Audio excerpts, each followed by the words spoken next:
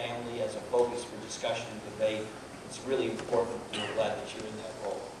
And let's give Bob a round of applause.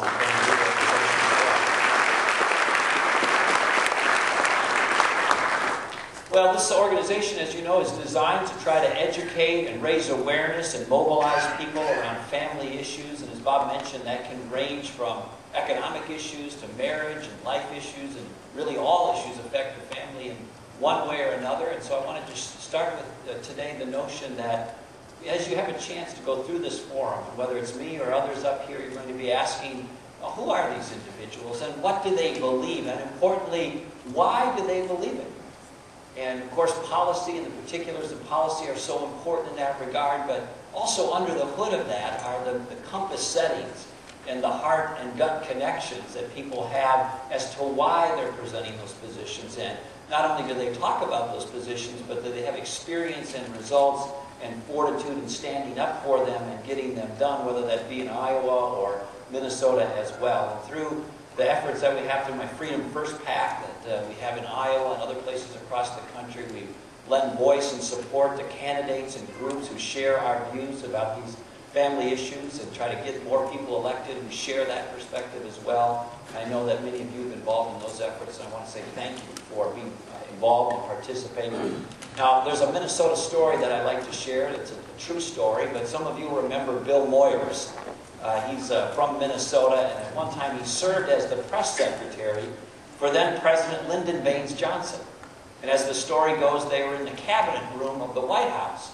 And Lyndon Baines Johnson asked Moyers, said, "Moyers, why don't you start the meeting out with a prayer?" And Bill Moyers was down at the other end of this big, long table in the cabinet room. And Bill Moyers began to pray, somewhat softly. And LBJ kind of bellowed out. He said, "We can't hear you at this end of the table." And Bill Moyers said, "Well, with all due respect, sir, it wasn't you I was talking to." And that's how they started their meeting, but it's also a good place to start a discussion about our country and about public policy, because it leads to a discussion of who are we talking to, what do we believe, and why do we believe it. And I think it's important to just go back and step back from where we are today in the immediacy of the issues of today and put a frame around how did this start and why did it start and on what basis was it built. And in that regard, our nation was founded under God.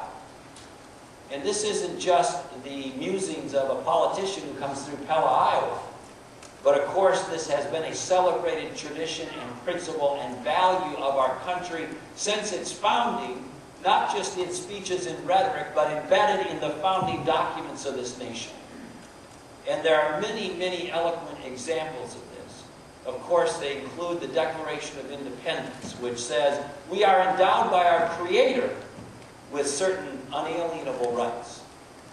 And of course, 49 of the 50 states have constitutions that stop and acknowledge God in their constitutions as a framing reference point. I know you have in Iowa, as we do in Minnesota. In our case, in the very first sentence, in the very first paragraph of the Minnesota Constitution, the preamble, it says this: "We, the people of Minnesota, grateful to God for our civil and religious liberties." And then it goes on from there to talk about the importance of perpetuating those blessings to future generations. And so the founders of my state, the founders of your state, the founders of our country thought it was first most important to stop and to pause and to acknowledge God and to thank God for the blessings He has given this country. And as they started out on the journey of charting the course for our states and for our country, they wanted people to remember that's where it began. And we, of course, embrace that to this day. We celebrate that to this day. And if that's a founding perspective, as it is, then it leads to certain conclusions and values and principles and perspectives, even in the challenges of our day, and we need to apply them to the challenges of our day. So what are those things, and how does that tie into the discussion here today? Well, there's an unease in the country, as you know, particularly about our future. And when people are uneasy, They start to search for what's a better way, what's a better answer. The NBC Wall Street Journal organization came out with a poll just a couple of weeks ago or less, and they asked in the poll, what country do you think will be the dominant country in the world in 20 years? You know what the answer was? China. China. And the people who were polled weren't Chinese. They weren't people from other countries. They were Americans. And so for the first time, as far as I can tell, in the history of that poll, or similar polls, when asked, what country do you believe will be leading the world, be the dominant country in 20 years, the answer did not come back from Americans, the United States of America. It came back China. That is one measure of the unease that people feel about our future. They feel that perhaps the America that was is slipping away. And that comes in various forms. There's an economic concern, obviously, with the economy and unemployment and economic uncertainty, but there's also a sense that maybe things aren't together like they used to be, that maybe families aren't together like they were before, or neighborhoods don't function or aren't together like they were before, or community or charity in places like that. So people are wondering, what is going on? Why does this seem to be slipping away? Which leads to the point I want to leave you with today. It's not slipping away. Nothing is inevitable. Our future can be influenced and must be influenced by brave, courageous, faithful people who understand and see the challenge and are willing to rise up, roll up our sleeves, and get involved in the political process and get this country pointed back on the direction that we know has worked. It is time-tested, based on the values and principles that made this nation great for all these decades and all these centuries. And it starts with these principles. Number one, we can't be a great country unless we're a good country. We need to restore America and America's greatness by restoring America's goodness, and we will again be prosperous when we are first good, and we also get back to the principles and values that made us great, both economically and otherwise. So, acknowledging God, turning towards God, not turning away from God, is an important part of the discussion, an important starting point for all of these values.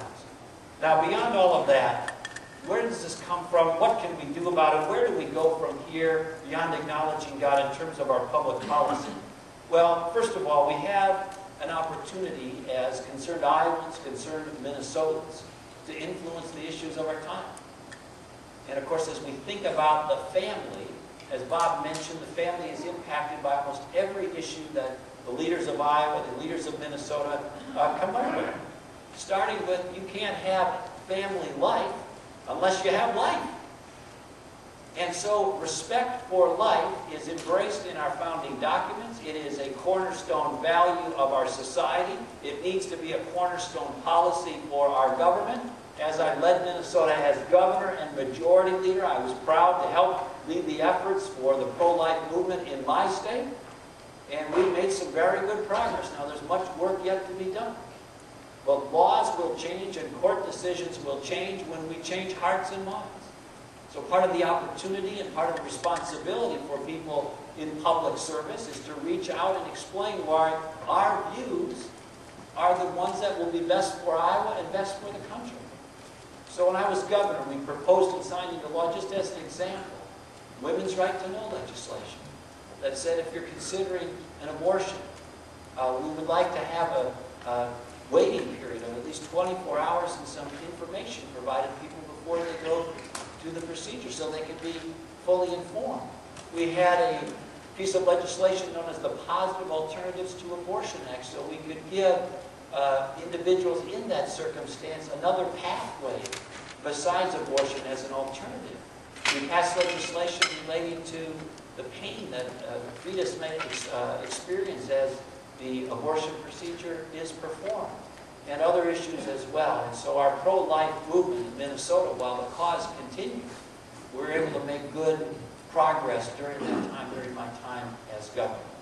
And of course, the family depends on parents coming together and having a traditional family, celebrating the traditional family and respecting that and continuing that tradition in our laws. And I know that has been such a prominent issue in Iowa in these days and in these months in the last few years. But I've been a strong proponent of making sure we send the message in our words and in our policies and our laws that marriage should be defined between a man and a woman. I was the co-author of legislation in Minnesota when I was in the legislature to define it that way within our Minnesota laws, and that has been on the books since that time. But I know that you believe, or most of you believe, and I do as well, that that's a cornerstone of our families. It's a cornerstone of our society. It's a cornerstone of how we parent and the experience that a child has to have a mom and a dad. That we know that's the best experience and the best upbringing for a child. And there are many other issues as well besides abortion, of course, and traditional marriage. Let me just touch on a few. When I was growing up in South St. Paul, Minnesota, which was the home of the world's largest meatpacking towns, my mom died when I was 16. My dad lost his job for a while, not too long after that. And so life looked like it was going to be very challenging. But I knew one thing, that education was the pathway out for me. And the commitment to education would be so important in my life. But we know as we think about opportunities in people's lives that education needs to be reflective of the fact that parents are in charge, that parents are the ones that are in the driver's seat for what's best for their children and their family. We have a commitment in this country to try to get everyone educated, but we don't need to get everyone educated through a government monopoly system. And so doing all that we can to create choices and alternatives in the school arena that allows parents to pick the pathway that's best for their child in light of their value system, in light of their background, in light of their learning aptitudes, in light of their interest in learning areas. So that means within the public school system, we should be for as much choice within that system as possible. We should be for allowing students to have the ability to go to a private school if that's their choice, if that's what their parents feel is right for them.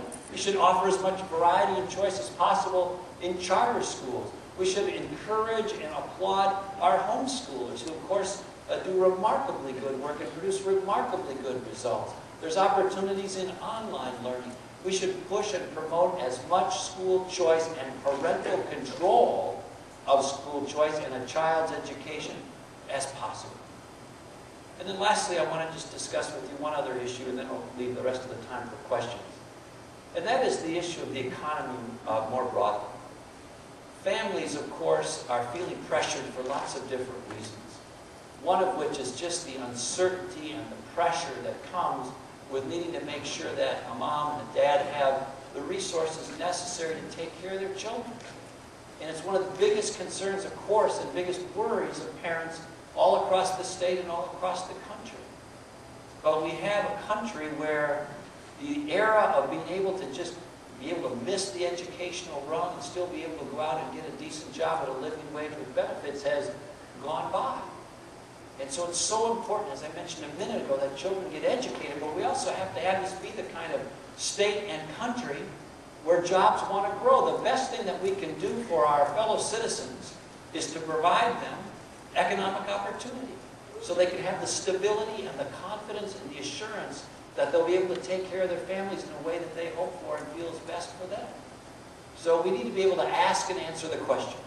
What are those things that we can do to make it most likely that jobs are going to grow, not be discouraged? That we're going to make it more likely that businesses are going to start, not close? What are those things that we can do to make it more likely that job growth and payroll will expand, not contract? And when we ask and answer that question, the best answers don't come from the politicians, most of whom have been in the public sector their whole lives. The best answers come from the people who actually do that day in and day out, who are the ones who start businesses and grow businesses, small businesses, medium-sized businesses, all across this country. And when you ask them, what can we do to make it more likely that you'll grow jobs in Iowa or Minnesota or the country, they'll say this: Governor or legislator or member of Congress, you have to make the burdens on me lighter, not heavier. You have to do things to encourage me to take those risks and to invest in ed employees, not to discourage me. So when it comes to taxes, when it comes to regulation, when it comes to energy costs, when it comes to the cost associated with permitting or litigation or the time and expense it relates to get all various government approvals, you got to make those things easier, not more difficult, because I'm competing against the county down the road or the state up the street or the country across the world, and my burdens and costs have to be competitive. And if you price me out of the market, jobs are going to contract, not grow. And we need to be making sure that we enact policies that are more job-friendly. You cannot be pro-jobs and anti-business. That's like being pro-egg and anti-chicken. That doesn't work very well. So I'm a very strong supporter of doing those things that will ignite our economy in the private sector, not by just having everything being grown through the government sector, as you've seen. And I'll just close with one last story. At another moment in time in our nation's recent history, there was a lot of unease in the country, sort of like there is now. The year was 1980, and in fact, after the election of 1980 and the inauguration of 1981, on a kind of a gray, overcast, cold day in Washington, D.C., a new president was elected and about to be sworn in. And he came out of the United States Capitol, and his name was Ronald Reagan. And of course, yesterday we celebrated his 100th birthday in this country, and he's going to go down as one of the greatest presidents in the history of the country.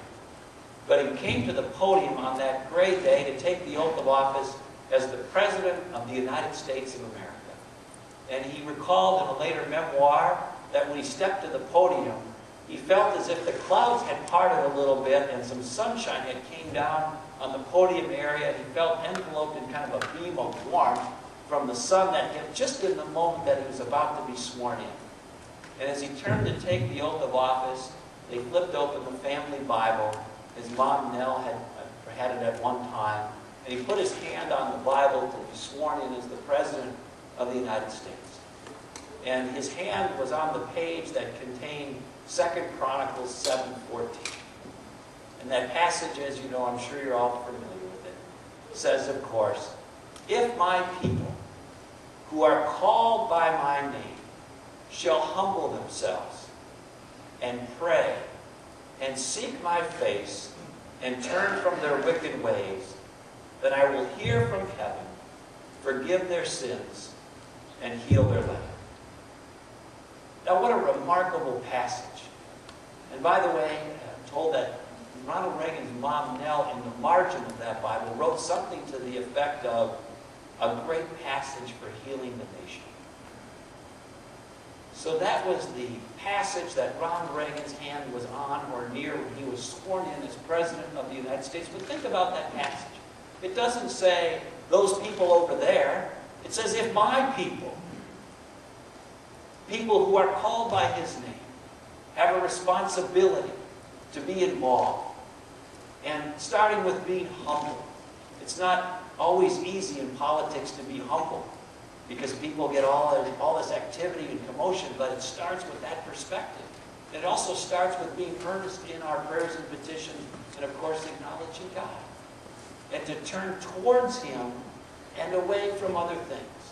I think if we as individuals do that, we and our families do that, if we as a nation do that and have the values and common sense that comes with that reflected in our policies and our public debate, then our nation will be on its way towards healing. Ronald Reagan understood that. I think the people of this country still understand that. This is a good country. It's not just a great country. It's also a good-hearted country. People know where that comes from. It comes from these foundational values and principles.